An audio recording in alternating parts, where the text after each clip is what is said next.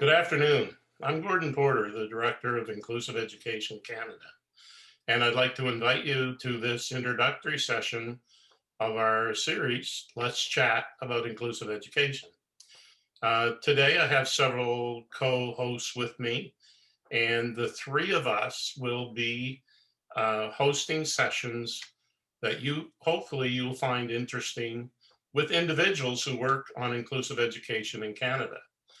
We'll explore their experiences, we'll draw on their perspectives, and we'll try to enlighten some of the things that you might be interested in.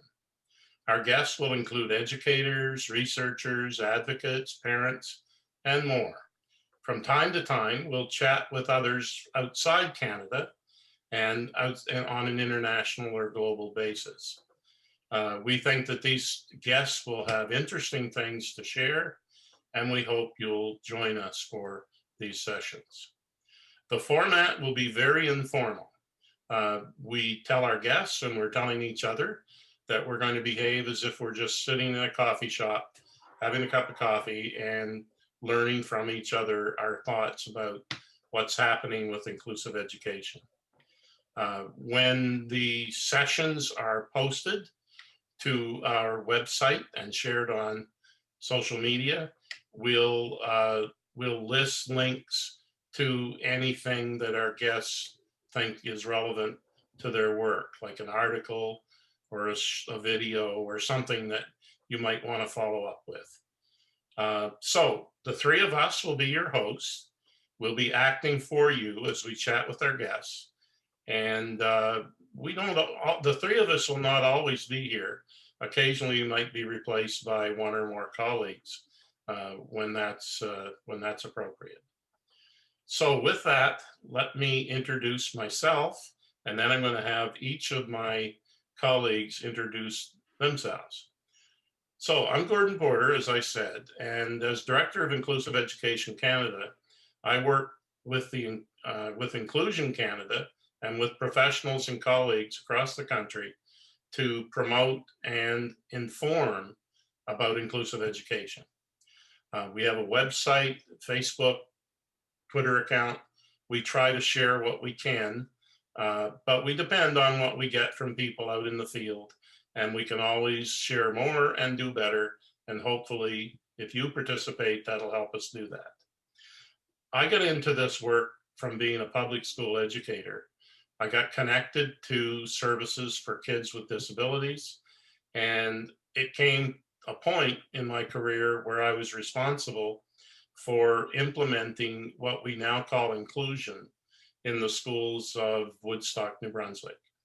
I've worked across Canada, I've worked globally, I've helped train teachers and work with parents, and I've worked on policy development with provinces and territories, and I've had a really interesting time meeting with and working with people to try to make our schools inclusive over the past decades. I look forward to sharing what I can with you through these sessions.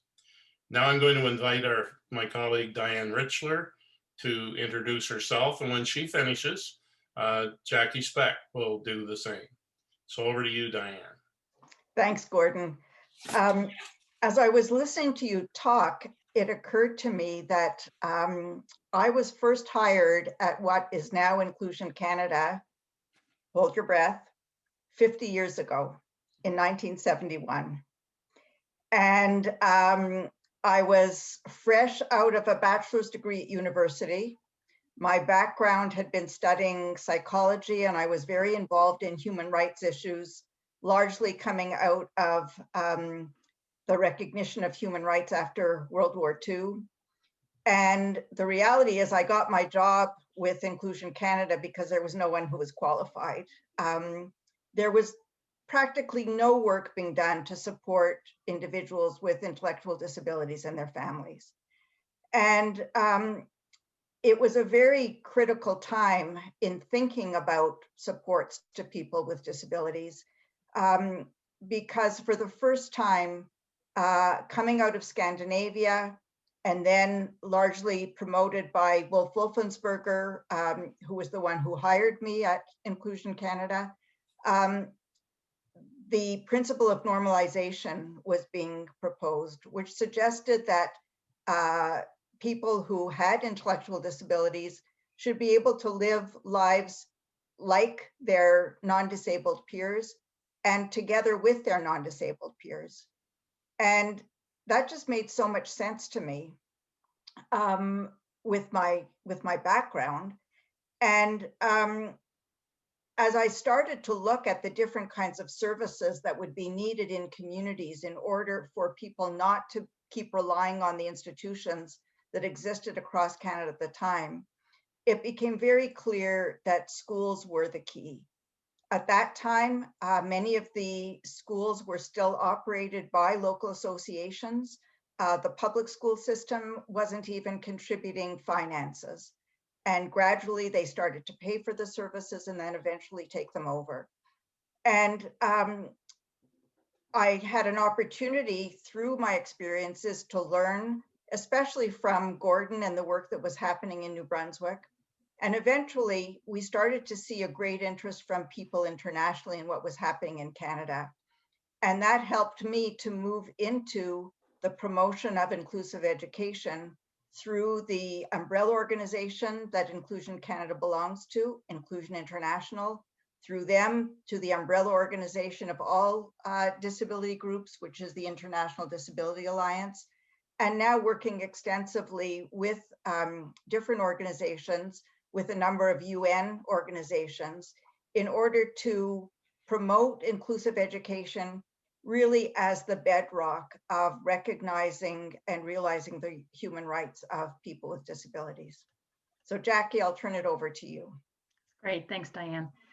So I am Jacky Specht. I'm a professor in the Faculty of Education at Western University, and I'm also the director of our Canadian Research Centre on Inclusive Education. And so we're a research center of academics across the country who are interested in issues around inclusive education for students with disabilities specifically, understanding that there's lots of intersectionality between race and ability and gender and income status. We formed in 2013 and have worked together in a number of projects with a number of different partners, of which Inclusive Education Canada is certainly one of them.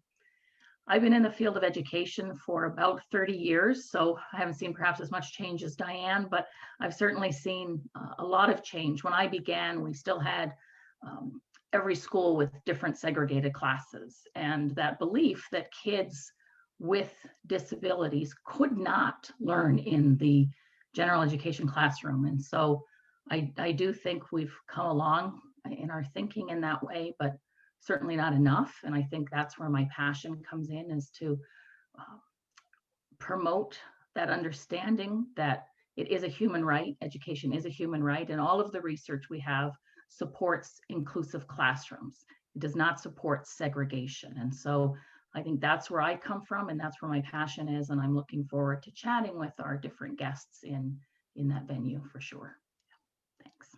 Okay, Jacky, can you just give me a sense of the team, the people who are working on inclusive education across Canada, who are part of your network, very briefly? Like, how many are there? What are they interested in?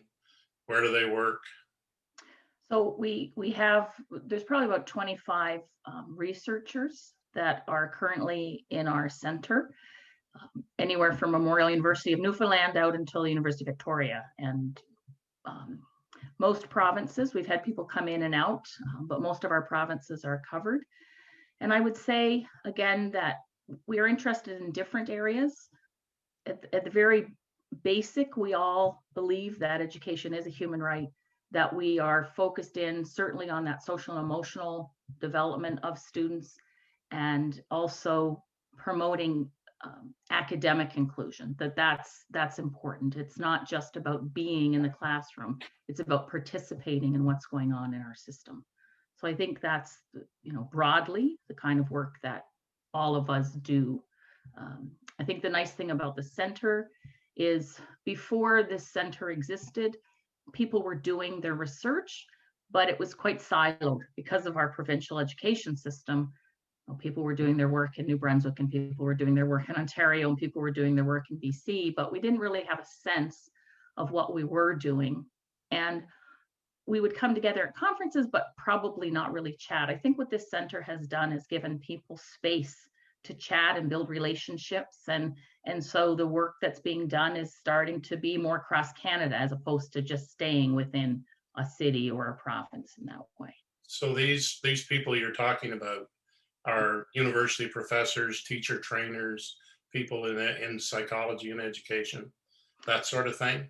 Yeah, that tends to be our focus. We have people who are basically in faculties of education, and so whether it's discussing, new teachers, or they might be doing graduate work as well. So then, and they're all focused on the fact that inclusion in school is a right, and inclusion in school is something that we can do in our schools.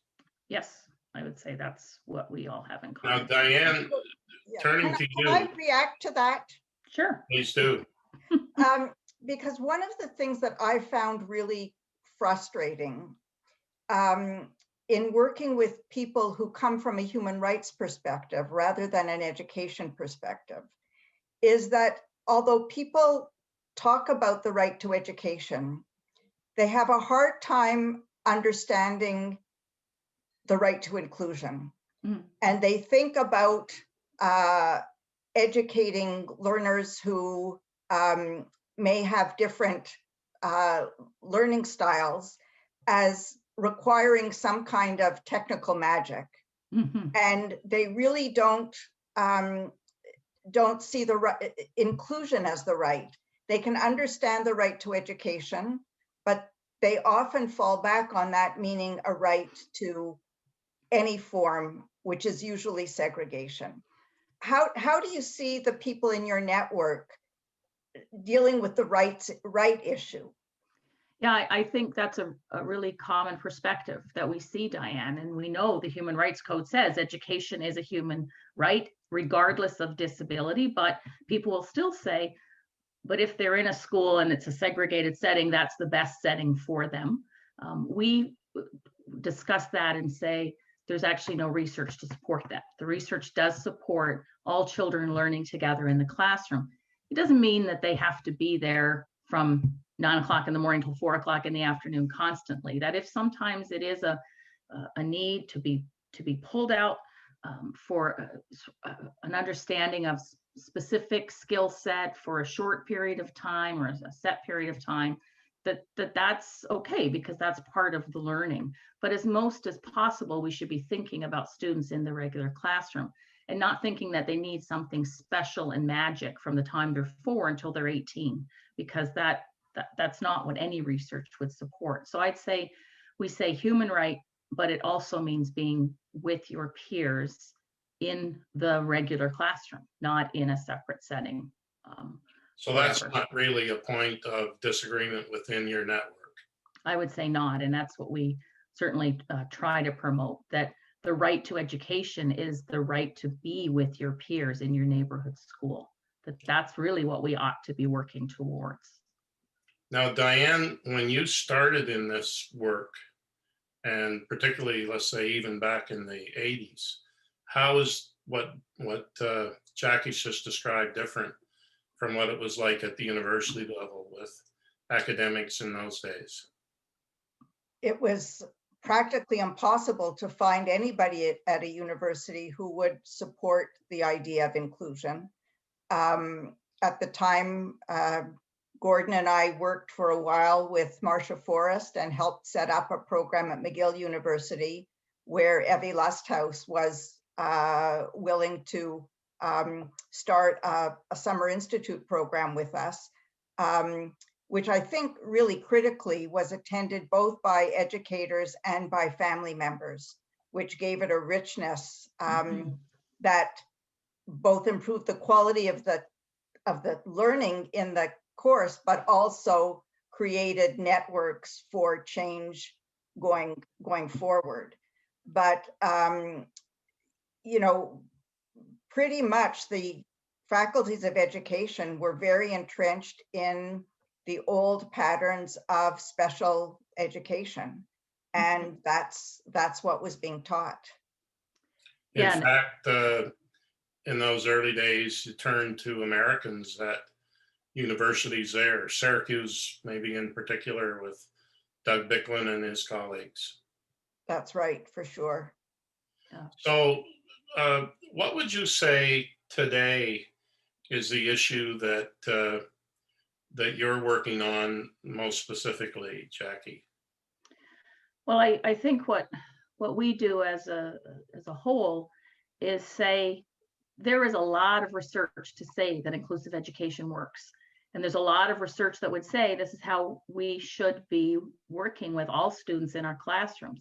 But it's that implementation, right? It's always taking the theory and putting it into practice. And so that's what we are trying to do with our partners in school boards and in associations like Inclusive Education Canada, for us all to work together. Because I think if we look at the best model, it's the researchers and the practitioners and the policymakers all working together to create change. Because if we don't have all of those pieces, then certain groups are not going to buy into that change. So we all have to work together. And I think that that's what we've been starting to do. I wouldn't say we've been successful yet, but I think that that's what our center is attempting, is to bring all of these people together to talk about change and how we get change. So, Diane, what's your response when international visitors come to Canada and maybe visit a variety of schools or school jurisdictions, and then say, well, gee, we thought Canada was inclusive, but we've seen lots of examples where kids aren't included? How do you talk to them about that? Well, first of all, we try to get them to go only to New Brunswick, but we can't stop people from going to other places. No, I think that there are a couple of things. One of the things that's really impressed me about the New Brunswick system, which I think is a unique feature, is that there have been repeated evaluations of the way inclusion is carried out, always with suggestions made for improvement. There's never been a point at which the senior people within the education system or the advocates have said, we have inclusion now, it's great. And we know that when we bring visitors to New Brunswick, we let them meet family members too. And the family members share some of the struggles that they have and some of the challenges that they have. So I think that one of the real critical answers is you need to constantly, inclusion's not an end, it's a process. You have to keep working at it. And so if people go to a place in Ontario that doesn't have the most inclusive system, or find a place in another province or territory, we just admit that we're on the road to inclusion, but we're not there yet. But we do have enough good examples that we know where we want to go. Yeah, and I think that's so important, Diane, right? Because context is everything. And I think when people have visited from other countries and I've worked with them, or I've gone to their countries to work with them, we can't say anything's perfect anywhere, because I don't think that it is. And I think what that really shows is that human end of inclusion, and that it is a journey, and that we can't ever think we're there. I don't think we ever will be there in the sense of us all having figured it out, but it is a journey. And so it's important to begin that journey. And so I think what's important to know is that you start where you're at, and then you move along, and as long as you're moving forward, right? I think that that's what's important. And we have seen that. Like, I think if we look in Canada, we can see that places are moving. Some have moved a lot quicker, like New Brunswick, for example. I hold up that model as well. But I think it's important, because I do think it's important for people coming from other countries to say, oh, okay, they haven't always been here and they still have a ways to go. So let's have that conversation. And I think when you meet people where they're at and you're honest about struggles, it opens up the conversation. And I think that's important. Can I add something else to something that Jacky said? Because with the work that I'm doing now with Inclusion International, what we're trying to do is to support families to help contribute to the change towards inclusive education. And we've got a couple of challenges. One is that if families have any support in a segregated program, they're terrified to give up what they have for something that, you know, is unknown in the future. And the other thing is that, you know, they're not professionals working in the field. They don't know how the system works. So they don't necessarily know what the funding blocks are that are making it difficult for schools to carry out inclusion, or they don't know what the teacher training programs are that separate out training for special educators and regular educators.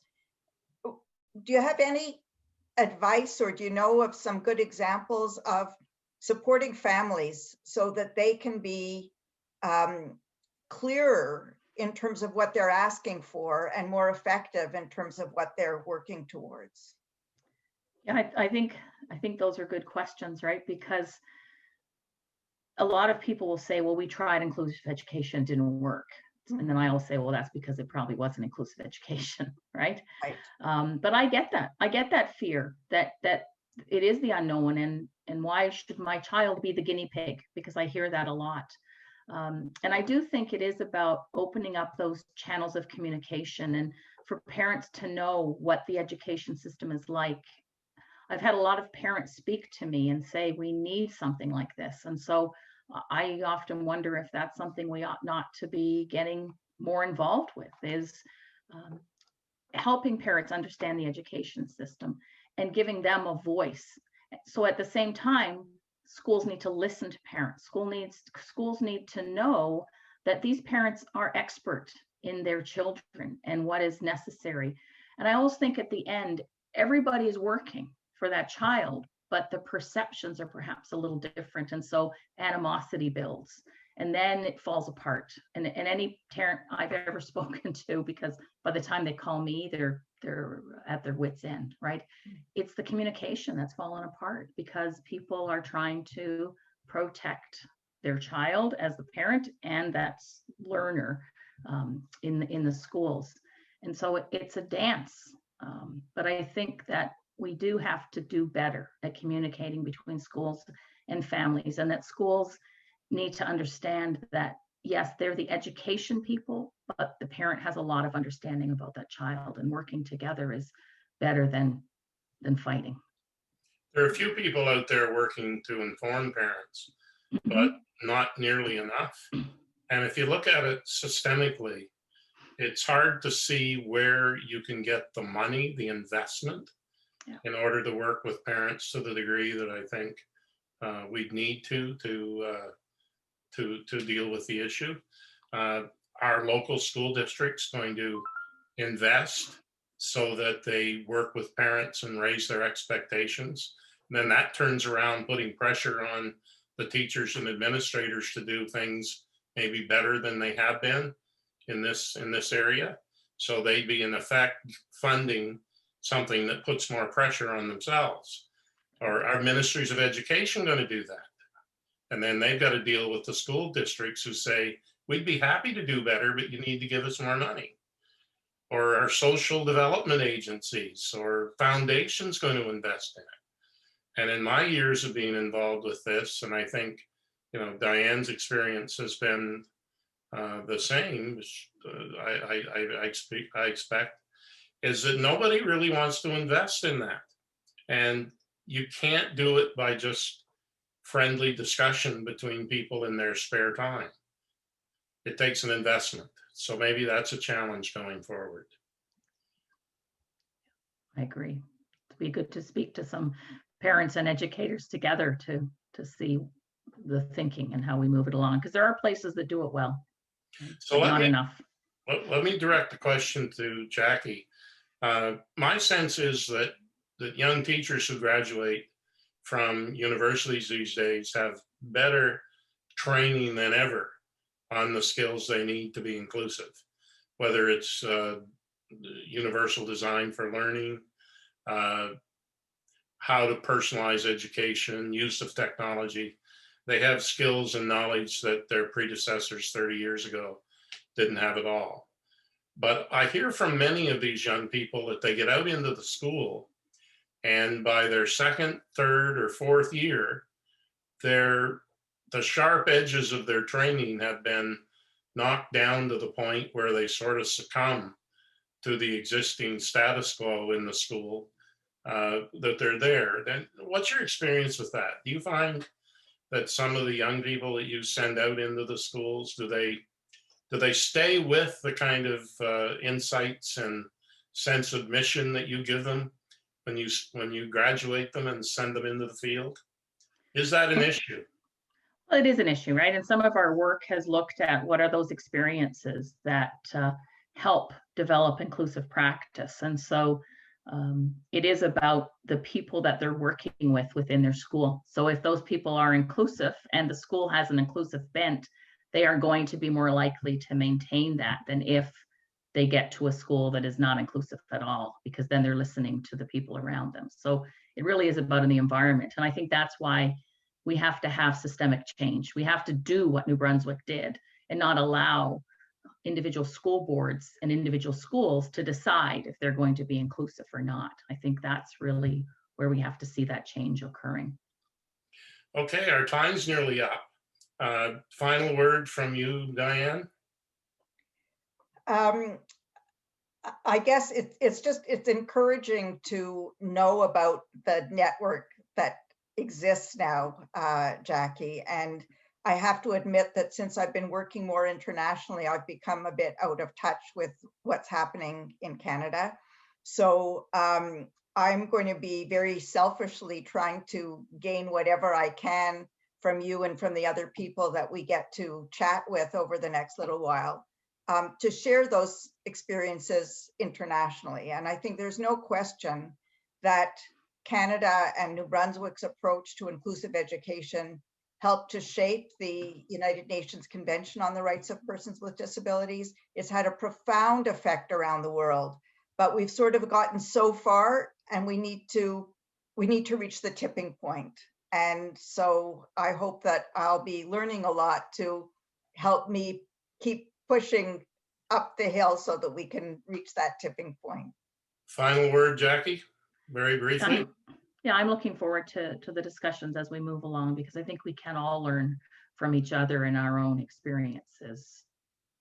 Okay, thank you. Now, just to remind people, this is an introduction to the three of us who will be the hosts for an individual who will be our guest in each of these sessions. So you'll hopefully benefit from individuals that we invite, people from our networks who are active in inclusive education. And these sessions will be posted on the Inclusive Education Canada website. And we hope to add to them on a regular basis as we go forward.